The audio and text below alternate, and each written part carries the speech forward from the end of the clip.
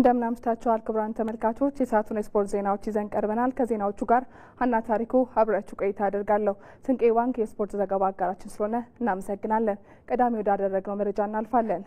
ከጥቅምት 15 ጀምሮ እየተካሄደ የሚገኘው ሁለተኛው የኢትዮጵያ ወጣቶች ኦሎምፒክ ጨዋታዎች የአትሌቲክስ ውድድሮች ከትላንት ጀምሮ እየተካሄዱ ይገኛሉ። ዛሬ በሁለተኛ ቀን በተደረጉ ውድድሮች ኦሮሚያ፣ ሲዳማና ማዕከላዊ ኢትዮጵያ የወርቅ ሜዳሊያ አሳክተዋል። በሴቶች ስሉዝ ላይ ቦቱ ኢተፋ በጦር ውርወራ፣ ቢፍቱ ቦርሳ እንዲሁም ደግሞ በ400 ሜትር ኩኔ ደስታ ከኦሮሚያ አሸናፊ ሆነዋል። በወንዶች 3000 ሜትር ከበደ መርጊያ በጦር ውርወራ፣ ይሳቅ ነጋሪ በከፍታ ዝላይ፣ ዮሴፍ ዋቁማ በዲስክ ውርወራ፣ ሜኤስ አገልገሎ ከኦሮሚያ የወርቅ ሜዳሊያዎችንም አሳክተዋል።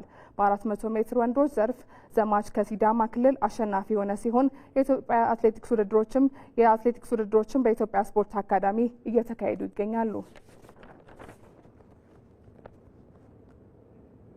የኢትዮጵያ እግር ኳስ ፌዴሬሽን 17ኛ ጠቅላላ መደበኛ ጉባኤውን በአፍሪካ ኢኮኖሚ ኮሚሽን አዳራሽ በዛሬው ዕለት አካሂዷል። የፌዴሬሽኑ ፕሬዝዳንት አቶ ኢሳያስ ጅራ በ2017 በጀት ዓመት ለዋሊያዎቹ አህጉራዊና ዓለም አቀፋዊ ውድድሮች ከ91 ሚሊዮን ብር በላይ ወጪ መሆኑን ገልጸዋል። ለዚህም የዳረገን ደረጃውን የጠበቀ ስቴዲየም በሀገሪቱ አለመኖሩ ነው ያሉት አቶ ኢሳያስ ጅራ ለጉዞና አበል ሊወጣ ወጪ በ10 ክልሎች ስቴዲየም ሊገነባም እንደሚያስችል ተናግረዋል።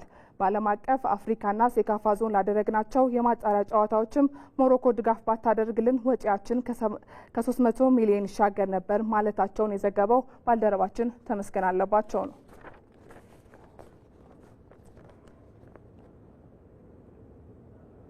በሲቢ የኢትዮጵያ ፕሪሚየር ሊግ አዳማ ከተማ ከሀዲያ ሆሳዕና አቻ ሲለያዩ ድሬዳዋ ከተማ መቀሌ ሰባ እንደርታን አሸነፈ።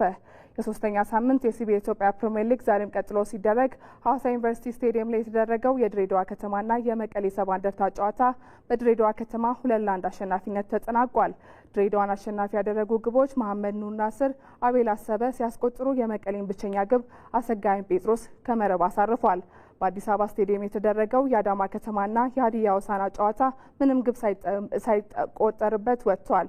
አዳማ ከተማ በሊጉ ያደረጋቸውን 3 ጨዋታዎች በአቻ ውጤት ማጠናቀቁን ተከትሎ በ3 ነጥብ 11ኛ ደረጃ ላይ ሲቀመጥ፣ ተጋጣሚው ሀዲያ ሆሳዕና በአንጻሩ በ2 ነጥብ 14ኛ ደረጃ ላይ ይገኛል። የአራተኛ ሳምንት የሲቢ የኢትዮጵያ ፕሪሚየር ሊግ ከፊታችን እሁድ ጀምሮ መደረግ ይጀምራል።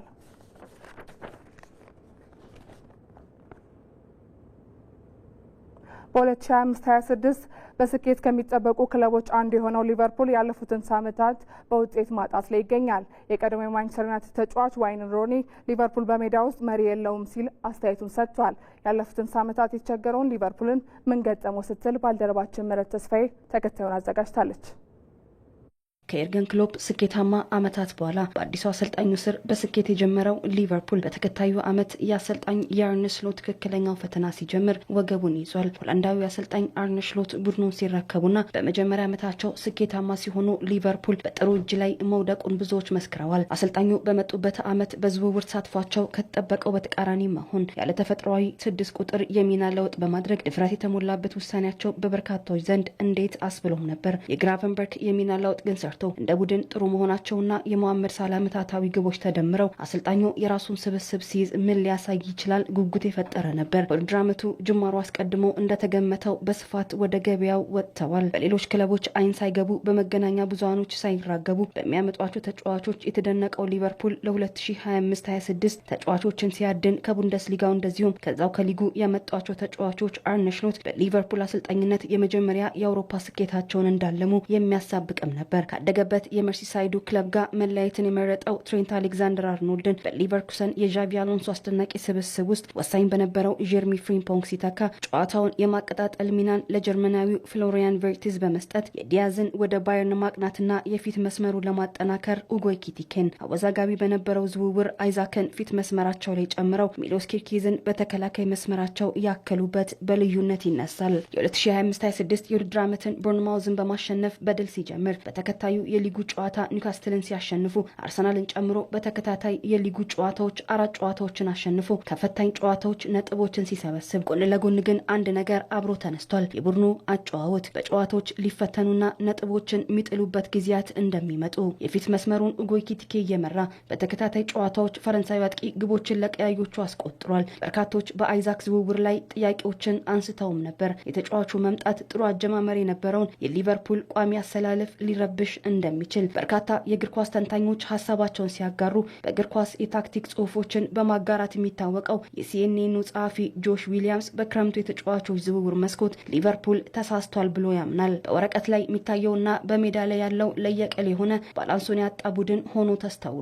ለመሳካት ተቃርቦ ያልተሳካው የማርክ ጉዌ ዝውውር ተከላካይ መስመሩ በምን ያህል ደረጃ ዝውውሩን እንደሚፈልገው ጠቋሚ ነበር። ሊቨርፑል የቨርጂል ቫን ዳይክን አጣማሪ በእጅጉ ፈልጎ አልተሳካለትም።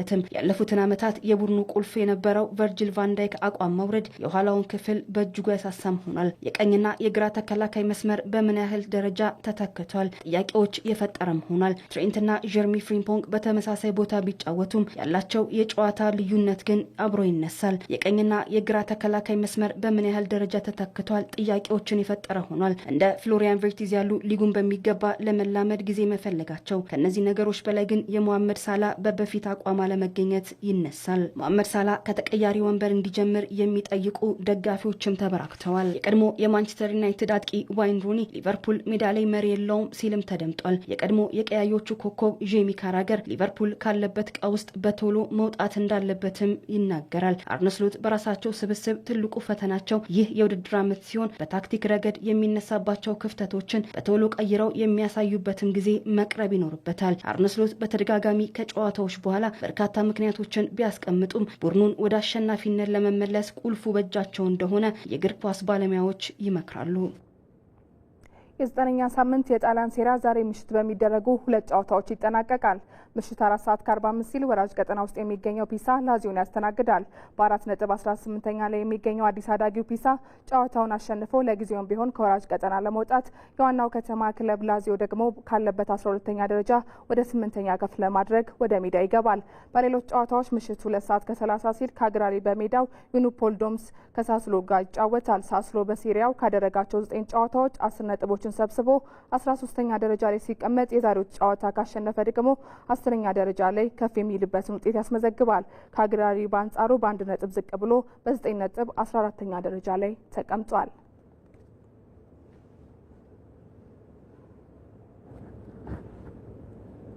ተመልካቾች ለሰዓቱ የነበሩን ስፖርታዊ መረጃዎች ይመስሉ ነበር።